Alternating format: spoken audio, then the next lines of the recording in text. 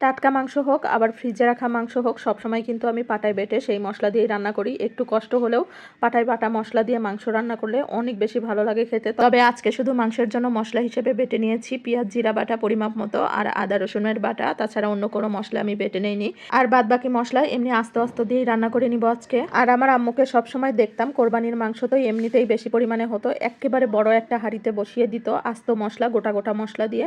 পাটায় শুধুমাত্র আদা রসুন পেস্ট করে দিত, মানে আধা বাটা করে, আর পেঁয়াজটাও আধা বাটা করে দিত। আর কষানোর জন্য একটুও পানি দিত না, মাংস থেকে যে পানিটুকু বের হতো সেই পানি দিয়েই একেবারে সিদ্ধ হয়ে যেত, নরম তুলতুলে হয়ে যেত। আমিও কিন্তু আজকে সেভাবেই রান্না করছি, কোনো রকমের পানি ব্যবহার না করে একেবারে মাংস থেকে যে পানিটুকু বের হবে সেই পানিটুকু দিয়েই মাংসটা কষিয়ে নিব, যতক্ষণ না পর্যন্ত মাংসটা গা মাখা হয়। আর মাংসের গায়ে গায়ে ঝোল উঠে আসলে এমনিতেই উপর থেকে তেল বের হয়ে যাবে। এমনিতেই গরুর মাংসগুলোতে এত পরিমাণ তেল ছিল, আর এই তেলের জন্য কিন্তু সামান্য পরিমাণে সয়াবিন তেল দেওয়া হয়েছে, তারপরেও অনেকটুকু পরিমাণে তেল উঠে এসেছে কষানোর পরে।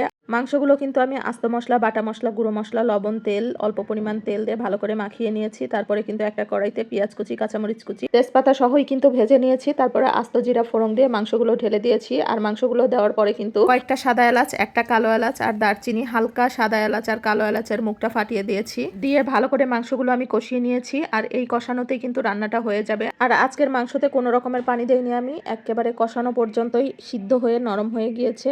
আর এই কষানো মাংসটা খেতে অনেক বেশি ভালো লাগে কিন্তু।